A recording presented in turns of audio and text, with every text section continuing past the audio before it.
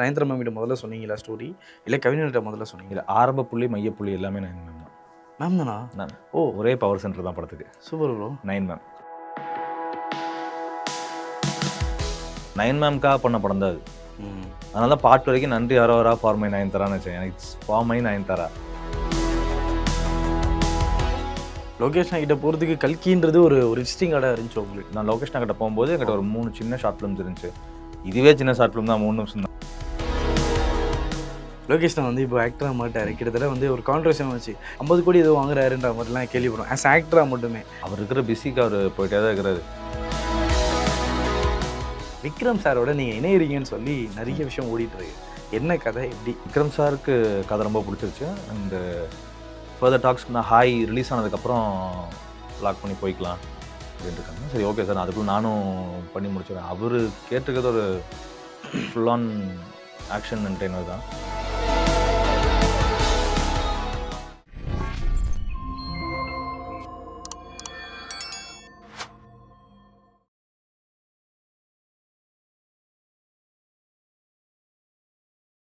Bro TV நேயர்கள் எல்லோருக்கும் அன்பான வணக்கங்கள். ஸோ இன்னைக்கு நம்ம ஒரு முக்கியமான கெஸ்ட்டோட தான் இணைஞ்சிருக்கோம். எஸ், நம்ம கூட வந்து ஹாய் படத்தோட டைரக்டர் விஷ்ணு யாதவ் தான் இணைஞ்சிருக்காரு.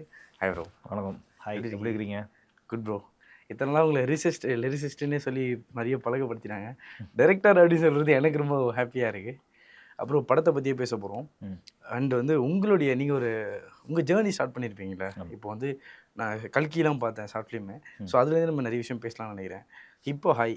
ஸோ நான் எல்லாருமே லைஃப்பில் வந்து என்ன பண்ணியிருப்போம்னா, சினிமா ட்ரை பண்ணுறோன்னும் போது நம்மளுக்கு தெரிஞ்ச செலிப்ரிட்டிஸ் யாருக்காச்சும் ஒரு ஆளுக்கிட்ட ஹாய்ன்னு மெசேஜ் பண்ணியிருப்போம்.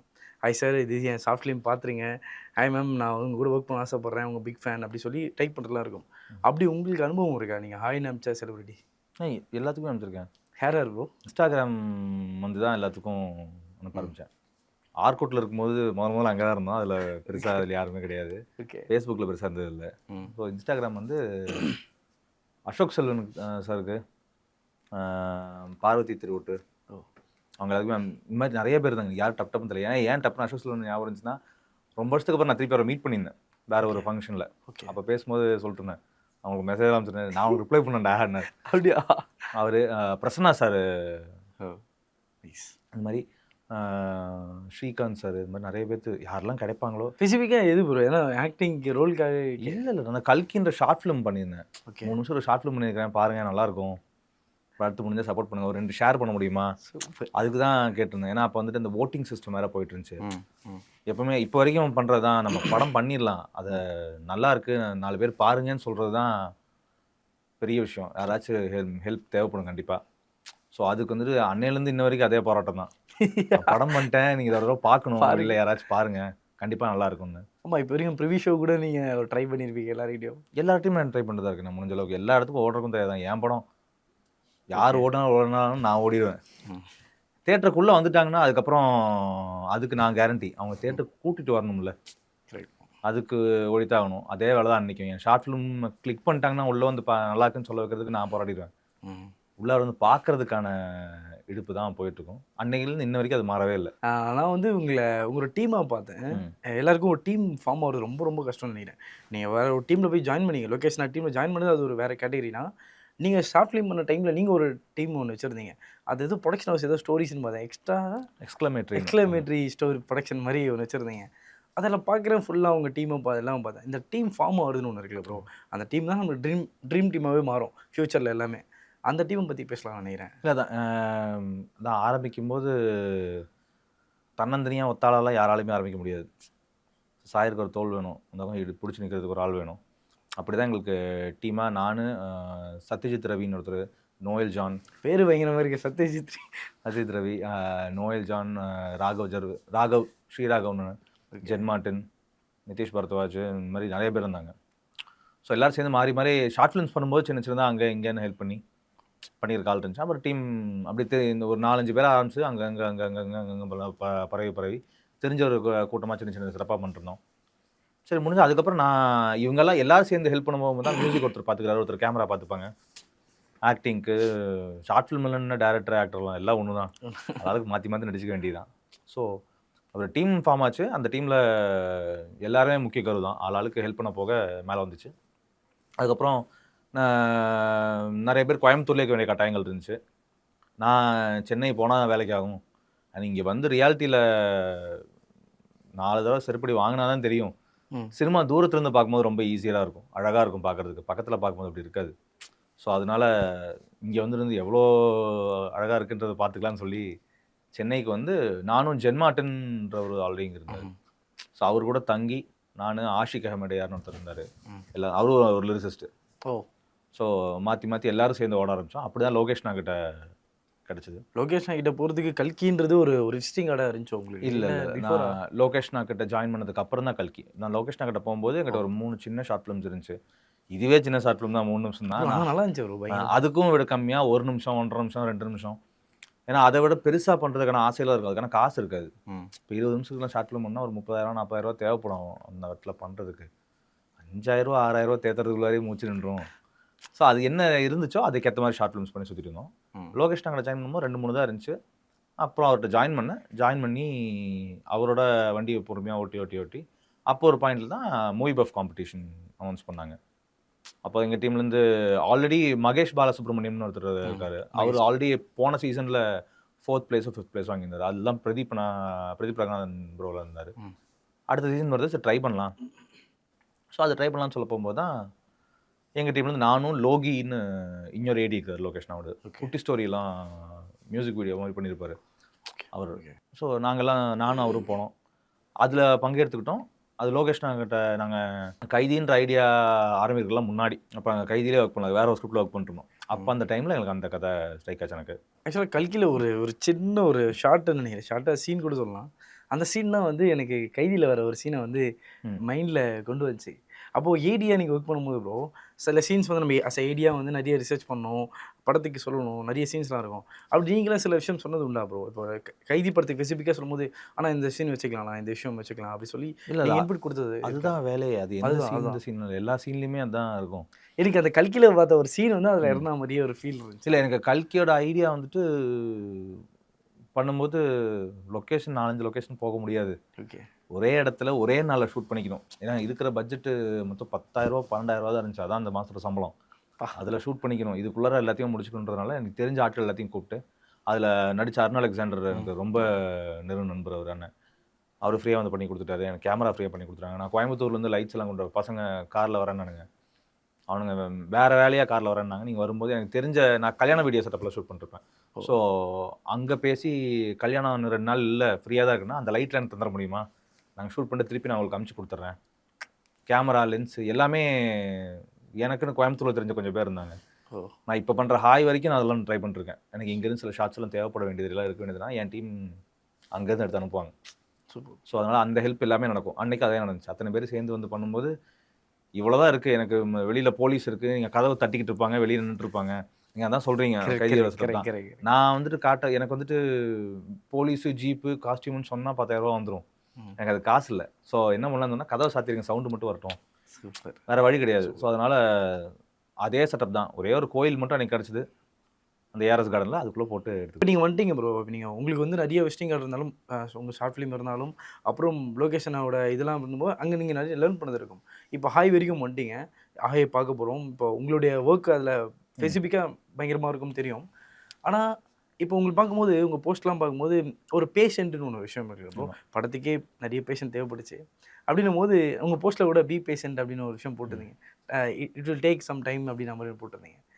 அந்த ஒரு விஷயம் இருக்குல்ல ப்ரோ, இது எப்படி ப்ரோ ஒரு ஆஸ் அ ஏடியாவே உங்களுக்கு அது எவ்வளோ பெரிய ஒரு பேஷண்ட் தேவைப்படுது? இல்லை ப்ரோ, சினிமா பொறுத்த வரைக்கும் அவசரப்பட்டவன் எங்கேயுமே போனது கிடையாது. பொறுமையாக இருந்தால் ப்ரோ ஆகணும். ஏன்னா இங்கே எல்லாத்துக்கும் அவன் வேலையை செஞ்சு முடிக்க வேண்டிய அவசரம் இருக்குது. அதுக்கு நடுவில் என் வேலையை முதல்ல பண்ணி கொடுங்கன்னு யாருமே கேட்க முடியாது. அதுக்கான டைம் வரும். ஏடியாக இருந்ததுலேருந்து இது வரைக்கும் நான் கற்றுக்கிட்டது தான். அவசரப்பட்டு பண்ணியிருந்தோம்னா மாநகருக்கு அப்புறம் வேறு ஒரு படமாக இருந்திருக்கும். ஆனால் அது கைதியாக இருந்திருக்காது. நாங்கள் 2 வருஷம் வெயிட் பண்ணோம், பொறுமையாக தான் இருந்தோம். 2 வருஷம் பண்ணதுக்கப்புறம் கைதி வந்ததுக்கப்புறம் எவ்வளோ பெரிய மாற்றத்தை உண்டாக்குச்சு எங்கள் வாழ்க்கையிலன்றது எங்களுக்கு தெரியும். சினிமா துறையிலையும் கைதி வந்து ஒரு பெரிய மைல் ஸ்டோனாக இருந்துச்சு. எனக்கு கைதி சாயலில் வந்த படங்கள் நிறையா இருந்துச்சு அதுக்கப்புறம். ஏன்னா அந்த படத்தோட தாக்கம் பெருசாக இருந்துச்சு. ஸோ 2 வருஷம் அங்கே வெயிட் பண்ணதுக்கு நாங்கள் அப்படி ஒன்று பண்ணோம். அவசரப்பட்டு ஏதோ ஒன்று பண்ணிடுவோம், எடுத்து கொடுத்துட்டு போயிடுவோம்னு சொல்லிட்டு பண்ணும்போது மாட்டிடுவோம். பொறுமையாக இருக்கணும் ப்ரோ, இல்லாட்டி வேறு வழியே கிடையாது. ஏன்னா நமக்கு நம்ம பொறுமையாக இல்லாட்டி யாரும் நமக்கு பொறுமையெல்லாம் இருக்க மாட்டாங்க. அண்ட் வெயிட் பண்ணி தான் ஆகணும். ஏன்னா எல்லாருமே பெரிய ஆளுங்க, எல்லாருமே பிஸியாக தான் இருக்காங்க உண்மையிலே. ஒரு நிமிஷம் நிறுத்தி நம்ம என்ன பண்ணுறோம்னு திரும்பி பார்க்கலாம் ஆள் கிடையாது. ஸோ அதனால் அசிஸ்டன்ட் டேரக்டராக இருந்தாலும் சரி, இப்போ நான் டேரக்டராக உட்காந்துருக்கேன். டேரக்டர் ஆகும்போதும் சரி, என் படம் பேர் படத்தில் பெரிய ஸ்க்ரீனில் written directed by Vishnu Raghavan வரும்போது தான் நான் முழுமையாக டேரக்டர்னு சொல்ல முடியும். கரெக்ட். அந்த பாயிண்ட் வர வரைக்குமே அந்த அந்த பேர் அங்கே வர்றதுக்கு வந்துட்டு ஒரு படாத பாடுபட்டு தான் ஆகணும். அது முதல் படத்துக்கு. ஸோ அந்த அவசரப்பட்டா நிறைய முடிவுகள் எடுத்திருப்போம். இது தேவையில்லை, நான் அது பண்ணுறேன் இது பண்ணுறேன்னு. வேலைக்கே ஆகாது ப்ரோ. சிலர் வந்து நிறைய இடத்துல ஒரு ஒரு வேர்டுக்கு நிறைய கான்ட்ரவர்சியாக மாறுச்சு. இதை பிஸ்னஸாகவும் பார்க்குறாங்க சிலர் அப்படின்னு சொல்லி பார்த்தோம். இப்போ லொக்கேஷனாகவே பார்த்தீங்கன்னா நான் வந்து ஃபஸ்ட் படத்துக்கு வந்து 5 லட்ச ரூபா தான் வாங்கணும்னு சொன்னார். அப்புறம் கட் பண்ண வந்து செகண்ட் படத்துக்கு 1 crore வந்து எஸ்ஆர் பிரபு சார் வந்து சைன் போடுறாரு, இப்போ இது பண்ணுங்கன்னு சொல்லும் போது அந்த வேவே இருக்குல்ல ப்ரோ, எங்கேயோ இருக்குது ப்ரோ. ஒரு வேளை அந்த ஃபஸ்ட் படத்தோட சக்ஸஸாக தான் செகண்ட் படத்துக்கு இவ்வளோ செக் போடுறாரு, 1 crore செக் போடுறாருன்னும் போது அடுத்து லொக்கேஷனோட நம்ம வேவ் சொல்லவே வேணாம், அது எங்கேயோ போயிட்டுருக்கு, அந்த ட்ரேட்மார்க் வேறு நாளில் போயிட்டுருக்குன்னு சொல்லலாம். இல்லை, ஒரு பேஷன் தான் ட்ரைவ் பண்ணுது. கண்டிப்பாக ஒத்துக்கிறேன், பேஷன் தான். இப்போ லோகேஷ் வந்துட்டு முதல் படத்துக்கு 5 லட்சம் வாங்கினாரு, அடுத்த படத்துக்கு அவர் சொன்ன அமௌண்ட் இருந்துச்சு. பட் ஆனால் நம்ம முதல் படம் பண்ணிட்டு அடுத்த படம் பண்ணும்போது இந்த பேஷனில் ஓகே தான் ப்ரோ. பட் என்ன வந்தாலும் பேமெண்ட்னு ஒன்று வராட்டு வச்சுக்கோங்களேன். தன்னந்தனே எனக்கு சினிமா கலை ஆர்வம் அது இதுன்னு சொல்லிட்டு உட்காரலாம். எங்கள் அப்பா அம்மாவுக்கும் வீட்டில் வந்து வாழ போகிறவங்களுக்கும் நான் என்ன பதில் சொல்லுவேன்? அவங்களுக்கு நான் கலை அப்படின்னு சொல்லிங்கன்னா பலான்னு நடப்போம். கலை அப்படின்னு அதெல்லாம் பேசாத. எங்கே வீட்டுக்கு காசு நம்ம ப்ரோ, அது எண்ட் ஆஃப் த டே அது கண்டிப்பாக தேவை. இந்த பேமெண்ட்டுக்காக ஓடி ஆகணும் ப்ரோ. என்ன சொன்னாலும் இந்த பிஸ்னஸ்ன்றது தப்பு கிடையாது ப்ரோ. ஏன்னா ப்ராஃபிட் பார்க்குறது தானே எல்லோரும் உட்காடுறோம். அது எப்படி ப்ராஃபிட் பார்க்குறோன்றது தானே பாயிண்ட். நான் நல்லா படம் எடுத்து உங்களுக்கு பிடிச்சி அதில் ஹிட் ஆகி போய் வர ப்ராஃபிட் தான். அவரோட கைதிக்கான சம்பளம் ஏன் வந்துச்சுன்னா மாநகரத்தில் அவர் போட்ட உழைப்பு, மாநகரத்தோட வெற்றி. அண்ட் கைதிக்கு அவர் போட்டுட்டு இருந்த உழைப்பை பார்க்கும்போது தான். ஏன்னா 2 வருஷம் அவர் உட்காந்தார் ப்ரோ. ப்ரொடக்ஷனும் மாற கிடையாது, வேறு எங்கேயும் போக கிடையாது. அங்கேயே உட்காந்து இன்னும் பண்ணுவோம் மாற்றி எழுதி கொண்டு வந்து கைதியில் எஃபர்ட் போட்டாங்க, அது கிடச்சிது. ஏன்னா இது லோகேஷ் கனகராஜன்ற தனிப்பட்ட ஒருத்தர் மட்டும் இல்லை ப்ரோ. இப்போ சுபராஜ் சார் இருக்காரு, எத்தனையோ பேர் இருக்கிறாங்க. சினிமாவில் எல்லாருக்கும் அவன் கஷ்டம் இருக்குது, யாருமே ஈஸியெல்லாம் கிடையாது. அந்த கஷ்டத்தை ஒவ்வொருத்தவங்க ஒவ்வொரு மாதிரி வெளிப்படுத்திக்கிறாங்க, அவ்வளோதான். இப்போ நான் நீங்கள் ஒரு இடத்துல சொல்லும்போது கூட சொன்னீங்க, தாக்கமே பேமெண்ட் தான் வரும், பெரிய பேமெண்ட்டே பெரிய தாக்கம் தான் வரும் அப்படின்னு சொல்லியிருந்தீங்க. ஆக்சுவலாக உண்மை ப்ரோ. ஏன்னா நீங்கள் சொல்லும்போது இப்போ சிலர் வந்து ஏடியா ஒர்க் பண்ணுறது டெடிக்கேட்டடாக அது மட்டுமே இருப்பாங்க. சிலர் வந்து சில வேலை பார்த்துட்டு வராங்க. இப்போ நிறைய பேர் நான் பார்த்து சொல்கிறேன், எனக்கு தெரிஞ்சு நிறைய பேர் சொன்னவங்க என்ன சொன்னாங்கன்னா, சினிமா ட்ரை பண்ணிட்டே இருந்து என்ன பண்ணாங்கன்னா எடிட்டராக மாறினாங்க. நான் பார்த்த ஒரு 6 பேர் ப்ரோ எனக்கு தெரிஞ்சவங்க, தம்பி நான் வந்து சினிமா ட்ரை பண்ணுறேன், இப்போ எடிட்டராக உட்காந்துருக்கேன், 40 ரூபா வாங்குறேன், ஃபேமிலி வந்துச்சு, இதே பார்த்துட்டு உட்காந்துட்டேன் நான், இப்போது நீ இப்படி இருக்காத, வேறு வேலைன்னு வந்து போயிட்டேன்னா இங்கே உட்காந்துருவேன் அப்படின்னு என்கிட்ட சொன்னாங்க. அப்புறம் எனக்கு எடிட் தெரியும், பட் நான் எடிட்குள்ளே போகல. இவங்க சொன்ன அந்த பயத்தினாலே நான் இன்ன வரைக்கும் போகாமல் இருக்கேன். அப்போது இந்த ஒரு விஷயம் இருக்குல்ல ப்ரோ, சினிமா டெரெக்ஷன் மட்டுமே சோறு போட்டுறாது உனக்கு, வேறு வழியும் நீ தேடணும். பட் அந்த வழியில் நீ முழுமையாக போயிட்டனாலும் அது ஒன்று அங்கேயே உட்கார வச்சிரும்னு ஒன்று இருக்குல்ல, இதை நீங்கள் எப்படி பார்க்குறீங்க? ஏன்னா நீங்கள் ரிசர்ச்சாகவும் ஒர்க் பண்ணியிருக்கீங்க. இல்லை, உண்மைதான் ப்ரோ. நீங்கள் டேரக்ஷன்னு சொல்லும்போது இப்போ நிறைய வீட்டில் இருந்து அந்த வசதி வாய்ப்பு இருக்கும். இப்போ என்னால் தான் என் குடும்பம் ஓடணுன்ற அவசியம் கிடையாது.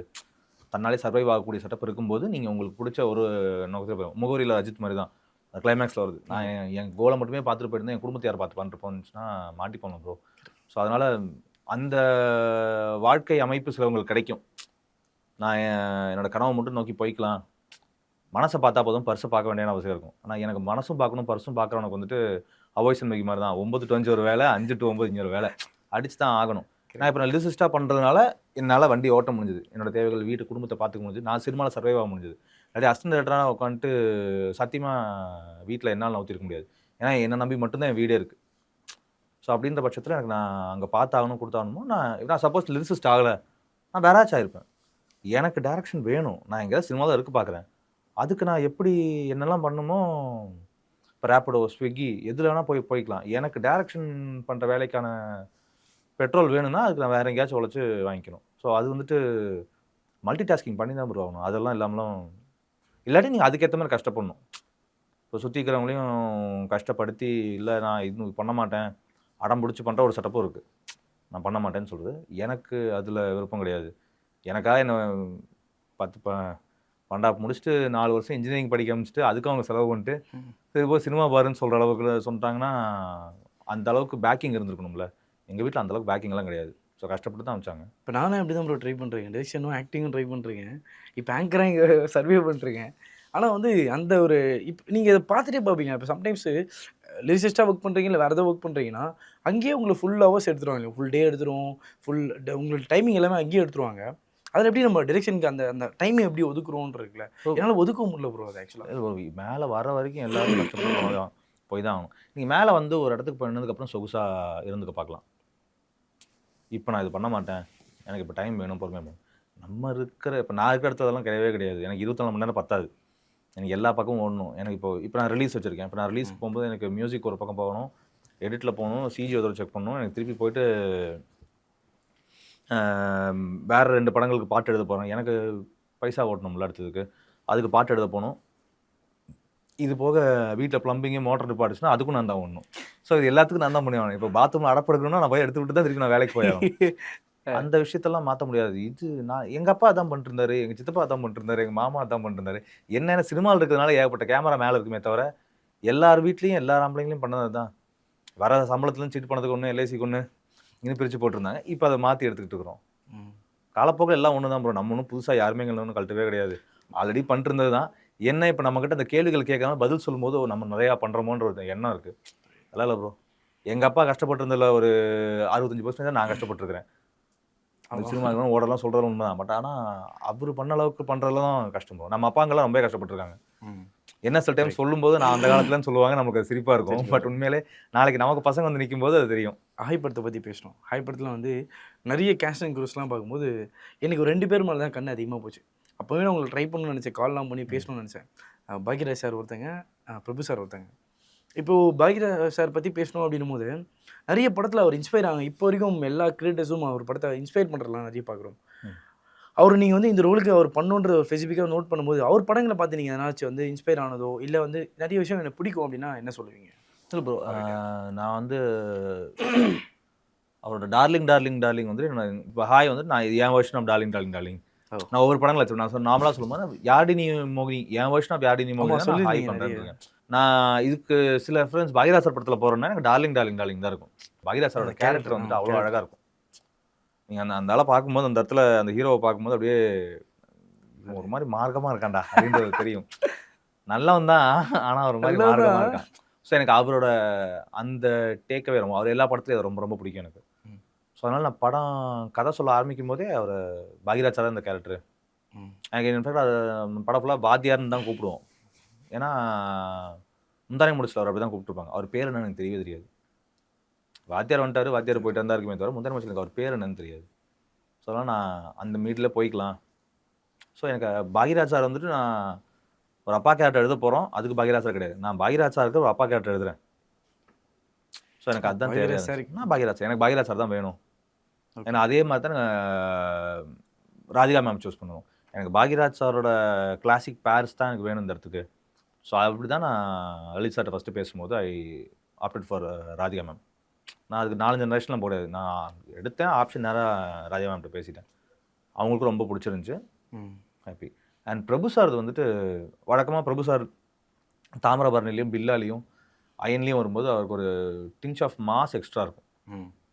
அவருக்கு அந்த அந்த அமைப்பு இருக்கிற ஆள் தான் அவர். நான் இப்போ சொல்லும்போது நான் சொன்னேன், இந்த இல்லைப்பா அந்த மாதிரி நம்ம இதில் மாஸ் செட்டப்பில் எதுவுமே இருக்காது, பட் அவுட் நோட் எமோஷன் தான். எனக்கு அவரோட இன்னசென்ஸ் ரொம்ப ரொம்ப பிடிக்கும் பிரபு சார். அவர் கொஞ்சம் அழுகிறதோ இல்லை சிரிச்சாவோ பண்ண அந்த கண்ணக்குடி இருக்கும், அந்த ஆடு கண்ணும் எனக்கு அது ரொம்ப ரொம்ப பிடிக்கும்.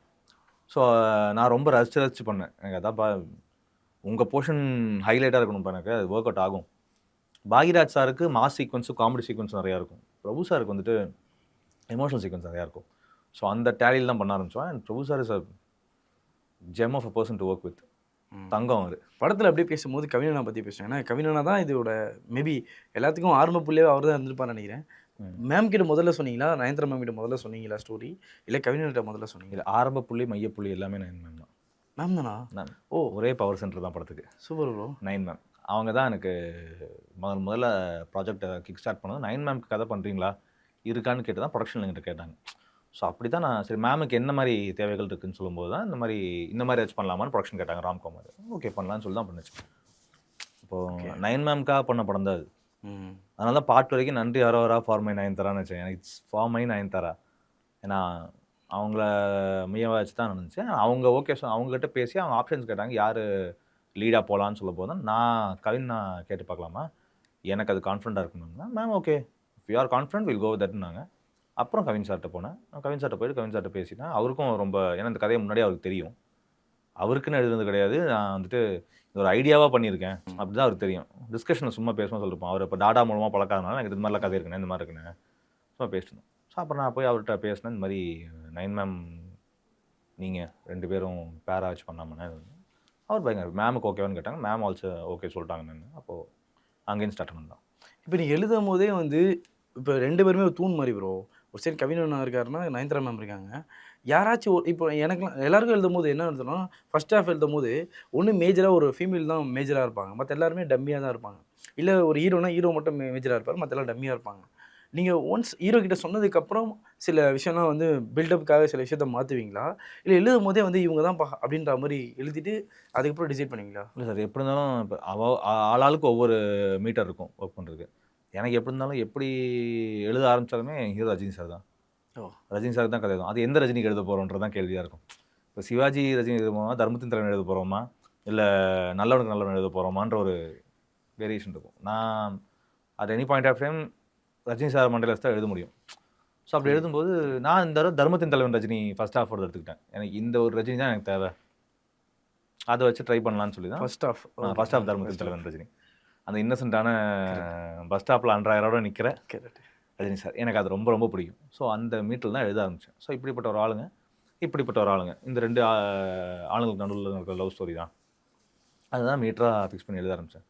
அதுக்கப்புறம் இப்போ ஹீரோவாக கவின் சாரை லாக் பண்ண வந்ததுக்கப்புறம் அவருக்கு ஏற்ற மாதிரி சின்ன சின்ன அடிஷன்ஸ் இப்போது சின்ன சின்ன ப்ளஸ் பாயிண்ட்ஸ் கவினாக்கு இருக்கும். நான் இந்த பக்கம் கவனிக்காதது ஓகே ஓகே அவரோட ஸ்பெஷல் பண்ணுங்க. ஸோ அதுக்கு ஏற்ற மாதிரி சின்ன சின்ன ஆட் பண்ணிப்போம். இதுதான் எப்பவுமே நடக்கும். என்ன மாதிரி சொல்கிறீங்க? இப்போ ஏதாச்சும் சின்ன சின்ன விஷயம்னா மாஸ் எலிமெண்ட்ஸ் மாதிரி சொல்கிறீங்களா?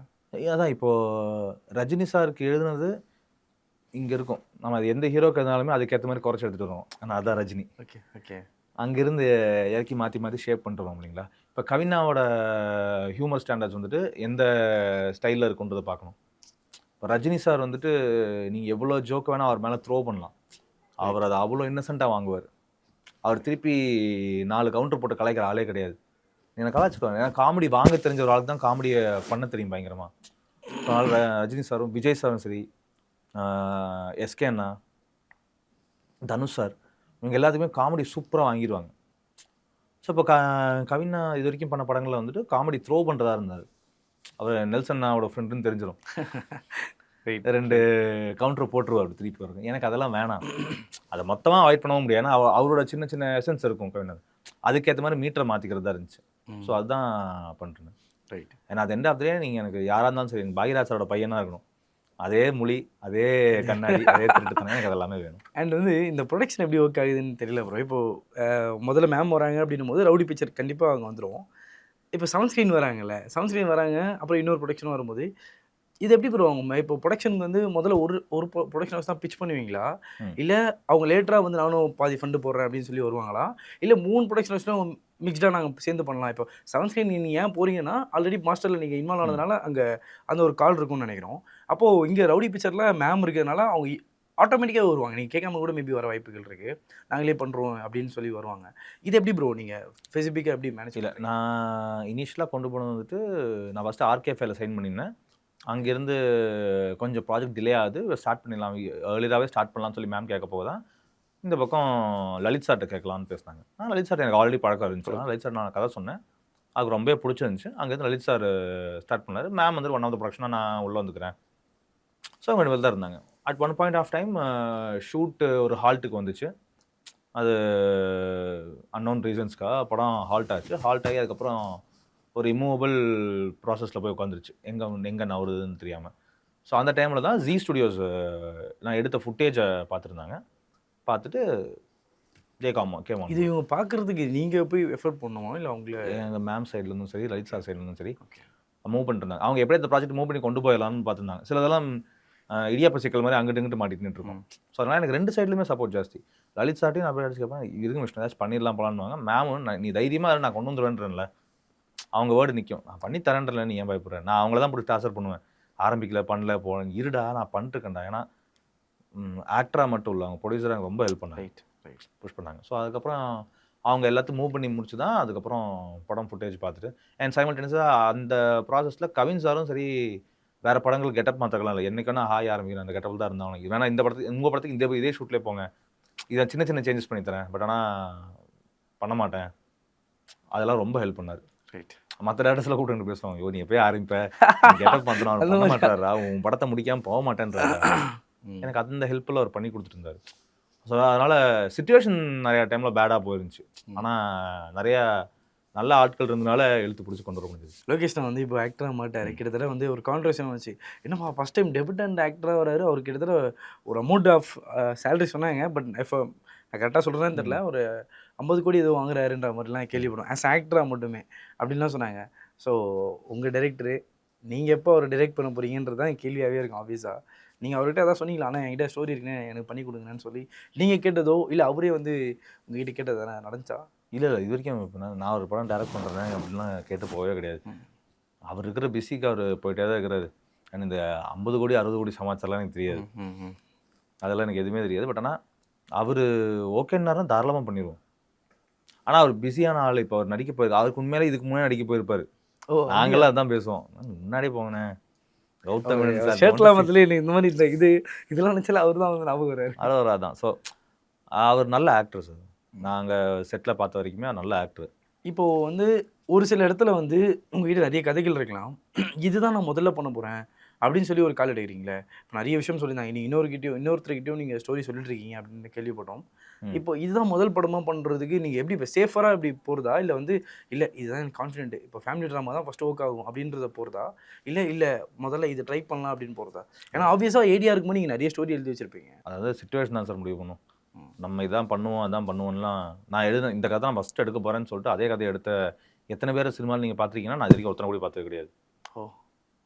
ஏன்னா நம்ம ஒன்று கான்ஃபிடென்ட் எழுதிப்போம். அண்ட் உங்கள் முதல் படம் தேட்டரில் வந்து ஆடியன்ஸ் பதில் சொல்கிற வரைக்குமே நீங்கள் எதெல்லாம் ஸ்ட்ராங் ஜோன்னு கேட்டீங்கன்னு நீங்களே முடிவு பண்ணிக்க முடியுமான்னா எனக்கு அதுவும் தெரியாது. எனக்கு முதல் படத்துக்கு அப்புறம் தான் என்னோட ஜானர் நான் இதுதான் ஸ்ட்ரென்த்தாக இருக்குன்னா உங்களுக்கு இது பிடிச்சது. சப்போஸ் என் முதல் படம் நல்லா போகலன்னா அது படத்துலேருந்து வேற ஒரு மாதிரி ட்ரை பண்ணி அடுத்த படத்துக்கு ட்ராவல் பண்ணி ஆகணும். என்ன நல்லா போயிருக்குன்னா நான் அதோட ப்ளஸ் எல்லாம் எடுத்துகிட்டு இன்னும் அடுத்த படத்துக்கு போய் ஆகணும். ஸோ அது ரெண்டாவது ஒத்தாளாக முடிவு பண்ணுற அளவுக்கான மூலையெல்லாம் எனக்கு இருக்குன்னு நம்பிக்கை இல்லை.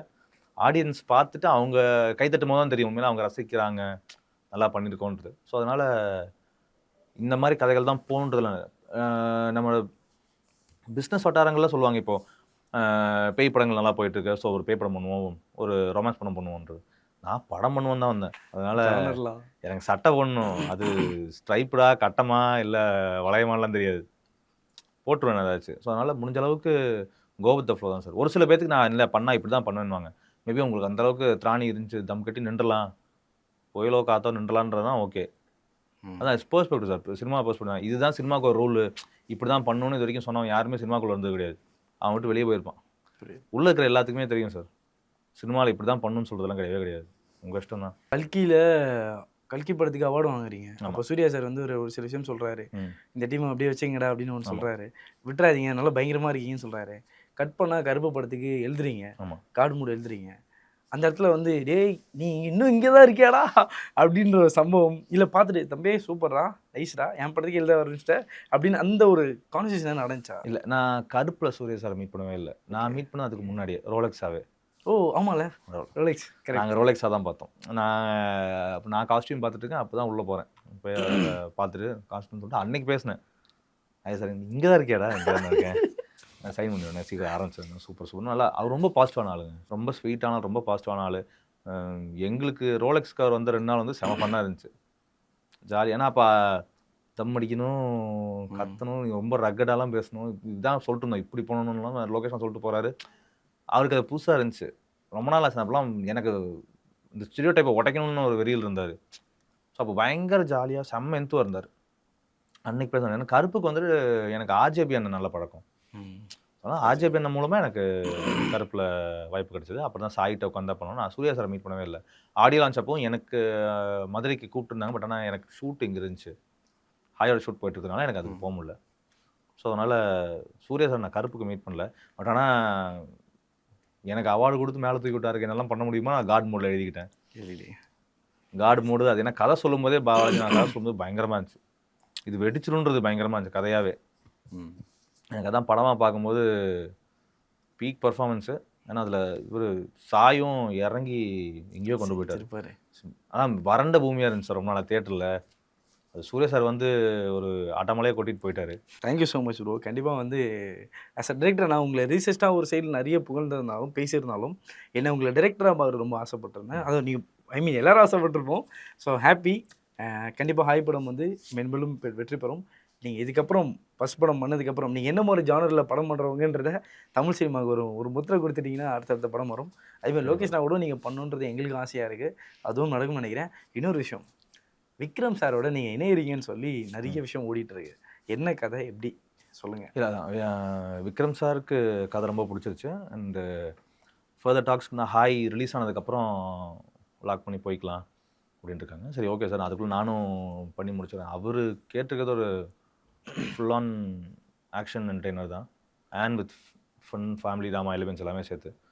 ஸோ அதனால் அவர் கேட்டுக்கிற ஐடியாவும், அவர் ரொம்ப ஃபன்னான பர்சன் அண்ட் வெரி டெடிகேஷனாக சொல்லவே வேணாம். அவர் உச்சகட்டம்.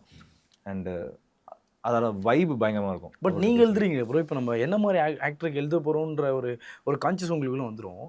இவரை வச்சு நம்ம எப்படி வேணால் வளைச்சிக்கலாம், நம்மளுக்கு தேவையான மாதிரி நம்ம முறுக்கிக்கலாம், இழுத்துக்கலாம், வளைஞ்சிக்கலாம். அப்போ நீங்கள் எழுதும் போது இது என்ன மாதிரி எழுதலாம் நீங்கள் பிளான் பண்ணிட்டீங்களா? இல்லை அதை பற்றி எதுவுமே பேசுகிறதுல நல்லா ஜாலியாக நல்ல தேட்டர் மொமெண்ட்டாக கொண்டாடுற ஒரு செட்டப் தான். என்ன மாதிரி ஏதுன்றதெல்லாம் சார் ஓகே சொல்லி செய்தி பிறகு அறிவிக்கப்படும். சார் எப்போ கிக் ஸ்டார்ட் பண்ணலான்னு சொல்கிறாரோ அங்கேருந்து ஆரம்பிச்சிடும். நம்ம ஹாய் முடிச்சதுக்கப்புறம் தான் அடுத்த வேலை கட்டத்துக்கு போகணும். பட் அதுவும் விக்ரம் சார் தான். Thank you so much bro. உங்கள் நேரத்துக்கு நன்றி. கண்டிப்பாக ஹாய் படம் வெற்றி பெற ப்ரோ டிவி சார்பாக மிகப்பெரிய வாழ்த்துக்களும் நன்றியும் சொல்லி விடைபெறுகிறோம். Thank you so much. தேங்க்யூ.